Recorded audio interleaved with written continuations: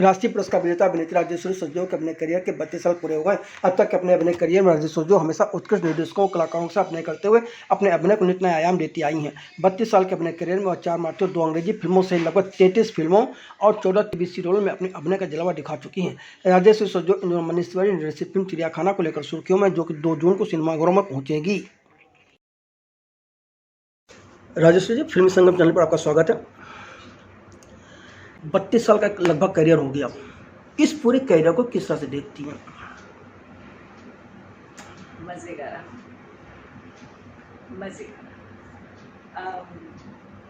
उतार चढ़ाव भी बहुत आए, लेकिन मैं अपने आप को बिल्कुल दाद देती हूँ कि हिम्मत बड़ी थी मुझे, कि पेशेंस बहुत था, क्योंकि ये चीज़ मेरे बाबा ने ज़रूर सिखाई, पेशेंस।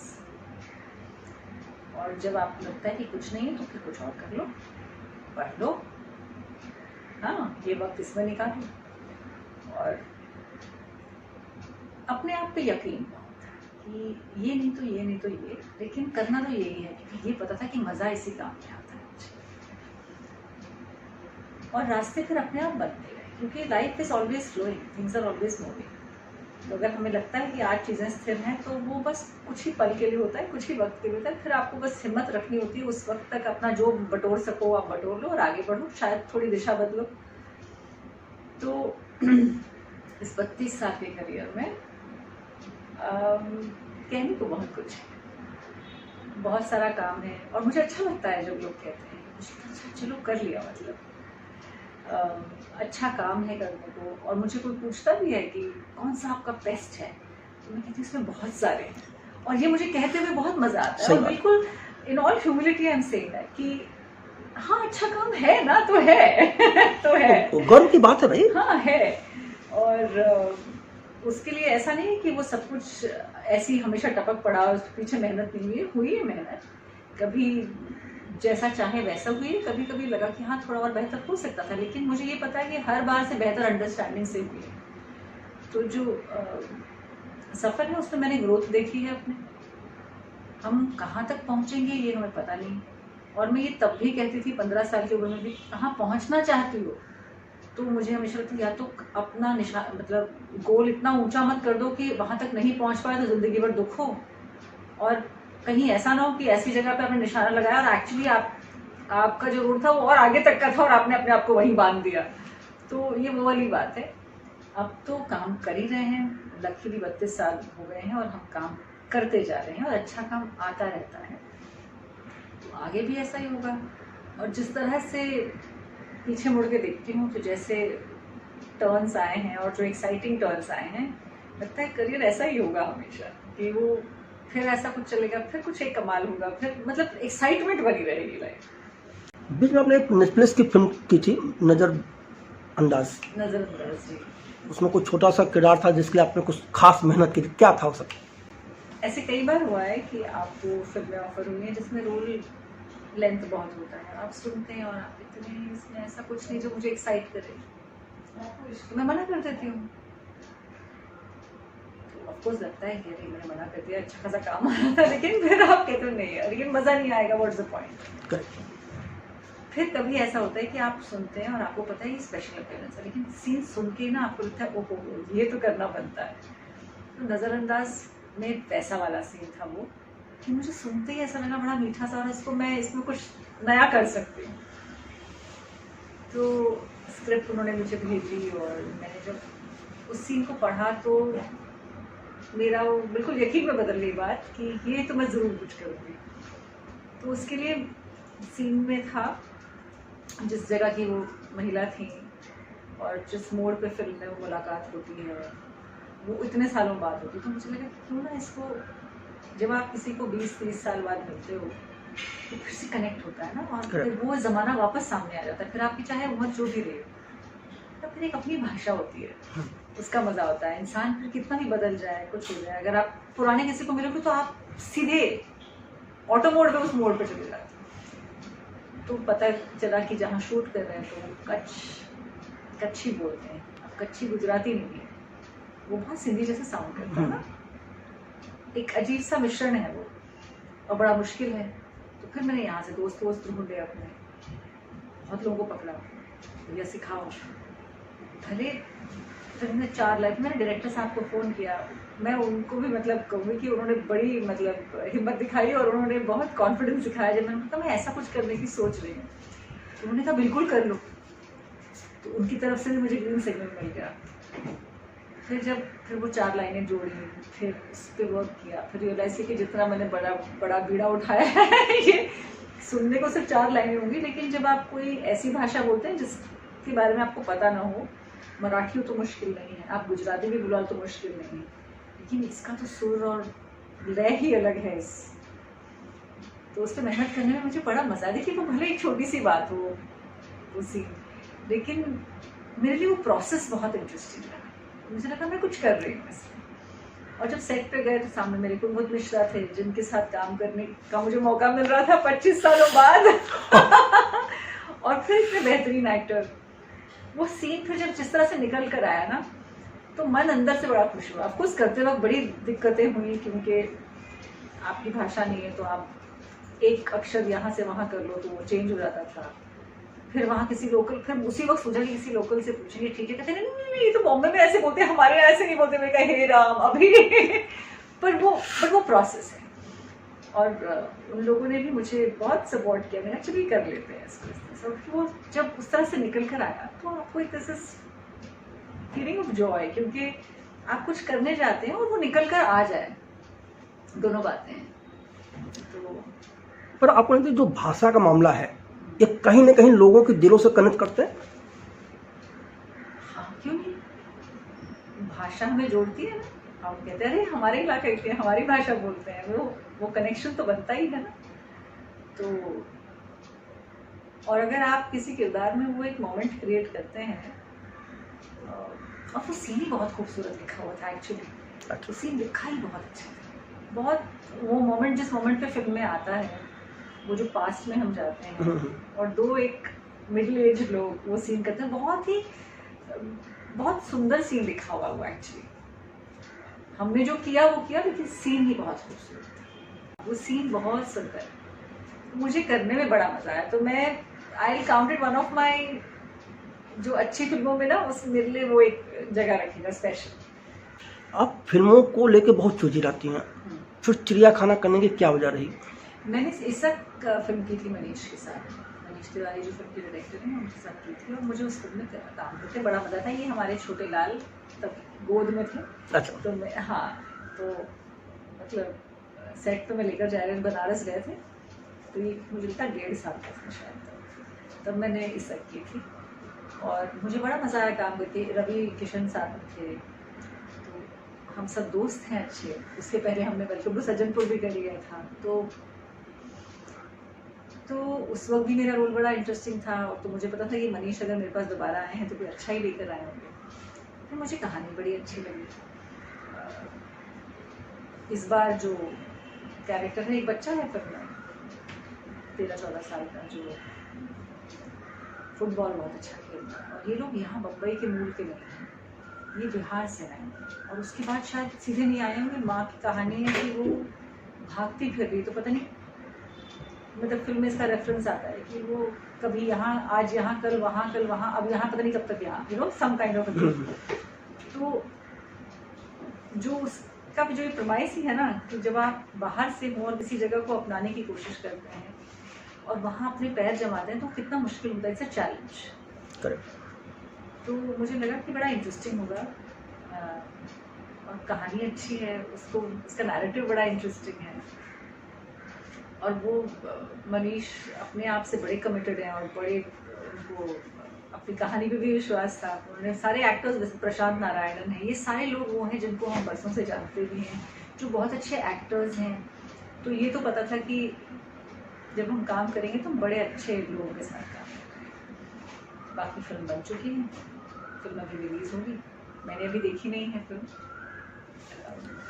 काम किया है, और मुझे उम्मीद है कि फिल्म लोगों को पसंद आए। फिल्म चिड़ियाखाना के निर्माण से चिल्ड्रन फिल्म सोसाइटी भी शुरू हुई थी, अब तो खैर वो नाम चेंज हो गया उसका। तो क्या ये बच्चों की फिल्म है? बच्चे हैं इसमें, बच्चे हैं तो बच्चे भी देख सकते हैं फिल्म, क्योंकि हमें पता है कि बच्चे हैं और ऐसा कुछ नहीं है फिल्म में जो बच्चे नहीं देख सकते। Football match, but football match सिर्फ वो एक इंसिडेंट जिसके इर्द गिर्द एक पूरी कहानी घूमी है, और उसको एज ए मेटाफर ले लीजिए। बहुत से मुद्दे हैं जो उठाए जा रहे हैं फिल्म में, और उसको बड़ी इंटरेस्टिंग तरह से एक्साइटमेंट भी बनी हुई है, क्योंकि यहाँ मैच भी है, मैच जीतना भी है, स्कूल का प्लेग्राउंड है जो जाने वाला है, जो आपकी एग्जिस्टिंग परेशानियां हैं एक शहर में, वो सब है उसमें। तो ये फिल्म सबके लिए है। इस फिल्म में चिड़ियाखाना में आपका अपना किरदार क्या, उसका नाम क्या है? विवाह, तो विवाह है ये, मैं ज़्यादा नहीं बताऊंगी इसके बारे में, बट जितना है कि वो बिहार से हैं और वहाँ से भागी हुई हैं, और वो अपने पास्ट से बचती आ रही हैं, लेकिन पास्ट जहाँ पहुँचती है वहाँ पीछे पीछे पहुँच जाता है। तो उसकी लाइफ की अपनी प्रॉब्लम है, और एक सिंगल मदर है, वो अपने बच्चे को एक ज़िंदगी देना चाह रही है, और वो देना बड़ा मुश्किल हो रहा है शहर में, लेकिन वो हर चीज़ से लड़ गुजरती है अपने बच्चे को सपोर्ट करने के लिए। तो एक तरफ से तो उसका पास्ट है, दूसरी तरफ से बेटा जो कुछ करना चाह रहा है उसकी अपनी बुलिंग हो रही है, वो कुछ करना चाह रहा है, तीसरी तरफ से जहाँ बैठे हैं वहाँ से निकाले जा रहे हैं। तो बहुत सारे चैलेंजेस हैं उनकी लाइफ में। तो आप कह दीजिए कि कहानी का एक एलिमेंट ये भी है कि वो एक सिंगल मदर है, कहानी का दूसरा एलिमेंट ये भी है कि जब आप बाहर से आते हैं और किसी जगह को अपना के अपनी ज़िंदगी वहाँ शुरू बसाना चाहते हैं, शुरू तो दूर की बात, बसाने की कोशिश कर रहे हैं, तो क्या क्या दिक्कतें आती हैं, पूरे माहौल में क्या क्या चीज़ें होती हैं, सब कुछ हर चीज़ को एलिमेंट्स हैं फिल्म में। निजी जीवन में भी आप एक बच्चे की माँ हैं, क्या कोई ऐसा सीन था जिसमें आपको अपने बेटे के साथ की घटना को याद आई हो?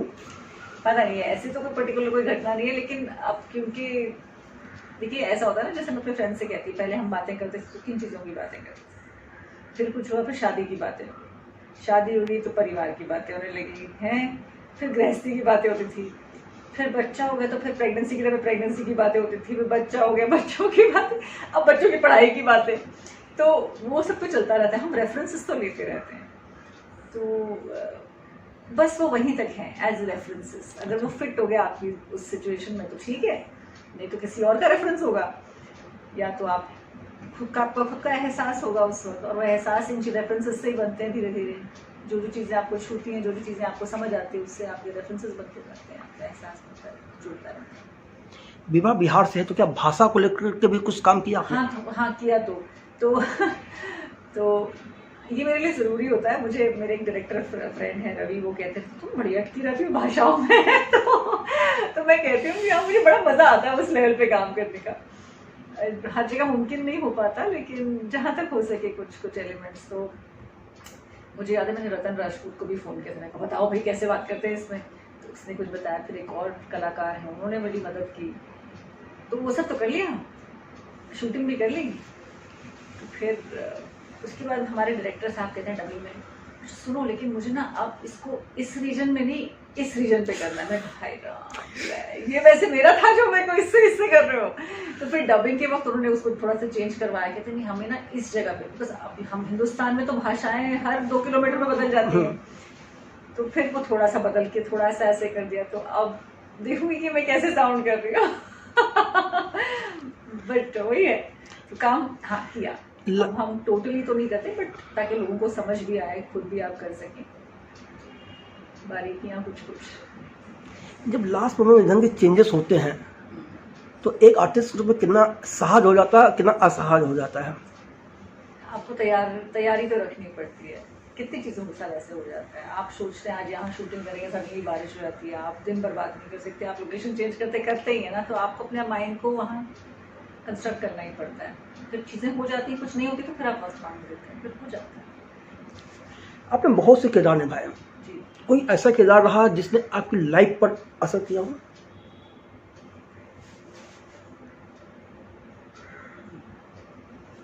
चलिए, क्योंकि मुझे याद है क्रिया चित्र करते वक्त, तब मैं कितने 18 साल की थी, तो जब वो दागने वाला सीन होता ना, तो मैं उसमें रोने लगी, तो मैं बड़ी हाइपर हो गई, मैं चुप ही ना करूँगा ना वो पहले।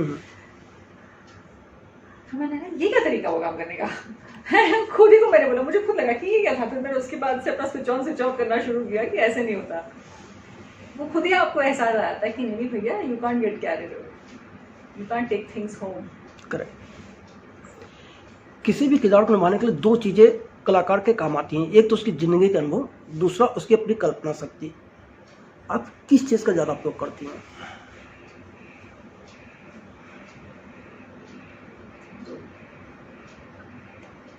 आप एक किताब पढ़ते हैं, नॉवल पढ़ते हैं, एक पहाड़ी थी, पहाड़ी के ऊपर छोटा सा घर था, पीछे से सूरज उगता था, फिर आपकी भी कल्पना हो जाती है। तो यही चीज़ आप पढ़ेंगे, आप उसको अलग ढंग से देखेंगे, वैसा अलग ढंग से देखेंगे, कल्पना तो जुड़ेगी कहीं ना कहीं।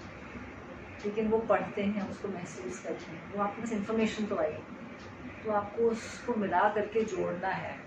वो तो दोनों, I think on a human level भी हम रोज़ की ज़िंदगी भी ऐसे ही जीते हैं, something between a fact and your imagination. फिल्मों के इतर जो आपके दूसरे शौक हैं, डांस, म्यूजिक, वहाँ कुछ कर रही हैं? मैं कर रही हूँ, लेकिन मैं इससे अभी चर्चा नहीं करूँगी। मैं फिर से कुछ नया कर रही हूँ, क्योंकि सब लोग कहते हैं कि मुझे लगता है कि अभी मुझे बोलना भी नहीं चाहिए। सब लोग कर रहे हैं, बहुत से लोग कर रहे हैं, लेकिन और कई सालों से कर रहे हैं, लेकिन फिर मैं वेट कर रही थी कि यार कोई अच्छा मुद्दा हो तो मैं करूँ। मुझे कुछ मुद्दा सा मिल गया है, शुरुआत कर ली है, अब देखते हैं, मैं आपको बताऊंगी। शौक क्या है? शौक शौक तो बड़े सारे हैं, वक्त कितना ये पूछिए मैं तो हर दिन कुछ नया सुनती हुई रहती, हाय मुझे ये करना चाहिए। किसी को अच्छा गाते सुनते हैं, मुझे लाइफ में ये करना चाहिए, काश मैं ये कर सकती, काश मैं वो करती, मुझे ये करना चाहिए। बहुत कुछ शायद मैं उनमें से कर भी सकती हूँ, लेकिन हर चीज़ करने का वक्त नहीं होता, क्योंकि आपकी जिम्मेदारियां भी होती हैं। उसको जिम्मेदारी क्यों कहें, वो आपकी लाइफ का, आपकी चॉइसेस है, वो जहाँ आपको ध्यान देना है। तो कभी कभी हम जिम्मेदारी कह करके ना अपने आप को कहते हैं कि पता नहीं, इट्स पार्ट ऑफ लाइफ। और आप कुछ चीज़ें चाह कर भी नहीं कर सकते, आपकी हड्डियां उतना साथ नहीं देगी तो वाई। लेकिन हाँ, बहुत सी चीज़ों में मुझे लगता है कि यार मुझे, लेकिन वो वाली बात मेरे पिताजी ने बहुत सही कही थी बहुत पहले, कि जो सीखने का मौका मिलता है ना, अपने बचपन में सीख लो, क्योंकि बाद में जिंदगी takes over and then you can't learn. बिल्कुल सही बात। वो ये कह सकते हैं कि सीखने की कोई उम्र नहीं होती, लेकिन होती है, क्योंकि वक्त उतना नहीं होता है। जिस तरह से आपको आपके घर पे एक स्ट्रीमलाइन टाइम मिलता है, आपका एक टाइम टेबल बना होता है, और आप अपने मन में जो आता है आपको उस टाइम टेबल को फॉलो करना है, और आपको दूसरा कुछ सोचना नहीं होता, कि बाकी सब तो करने वाले लोग हैं। बाद में आप जब टाइम टेबल बनाने की कोशिश करते हो ना, उसमें बाकी सब पहले आते हैं और आपकी चीज़ें पीछे रह जाती हैं, और वो लाइफ है, दैट्स अ कॉस्ट लाइफ। इसीलिए अच्छा है बचपन में जितना कुछ सीख लो। मैं अपने बेटे से कहती हूँ, अगर शौक है तो अभी कर लो, इसके बाद पता नहीं कितना वक्त मिलेगा नहीं मिलेगा। करेक्ट। लेकिन ऐसा नहीं है, नई नई चीज़ें मैं अभी भी सीख रही हूँ, धीरे धीरे खुलासे करूँगी एक चीज़ और कही जाती है कि जो कलाकार, एक्टर, गायक होता है, उसके लिए संवाद अदायगी करना बहुत आसान होता है। वो बहुत फेरबदल करता है अपनी आवाज़ में, बाकी एक्टरों के साथ ये संभव नहीं हो पाता। कितना सहमत है आप इससे? पता नहीं, बहुत लोग हैं जो नहीं गाते, लेकिन हाँ, म्यूजिक की समझ हो, ताल की समझ हो, रिदम, तो आपकी लाइफ, क्योंकि जैसे रिदम इन एवरीथिंग, आपकी धड़कन में भी है, वो बराबर बीट पे नहीं चलेगी तो गड़बड़ हो जाएगा। लेकिन हर एक कलाकार अपना तरीका ढूंढ लेता है चीज़ें करने। लेकिन हाँ, अगर आपके पास ये सारे गुण हैं तो, क्योंकि ये सबको नहीं मिलता ना। सही बात। सबको नहीं मिलता, तो जिनको मिलता है वो, जैसे मेरे पिताजी कहते हैं कि जो मिला है उसकी इज्जत करो तो कोशिश करो कि उस पर मेहनत करते रहो। किसी फिल्म में भी आपने गाना गाया? हाँ, गाया मैंने, श्यामावली फिल्म में गाया था, हरी भरी में अपने लिए गाना गाया था। अच्छा। गाया था, फिर मैंने अभी चिड़ियाखाना में मैंने गुनगुनाया है शायद, अब पता नहीं वही वर्जन रखा है, पता नहीं क्या रखा, शायद नहीं, I don't know, I don't remember. हाँ, रजू जी, फिल्मी संगम चैनल के साथ बात करने के लिए आपका बहुत बहुत धन्यवाद। आपके साथ बात करके मुझे इतनी खुशी हुई, इतना मज़ा आया, बहुत बहुत शुक्रिया। धन्यवाद।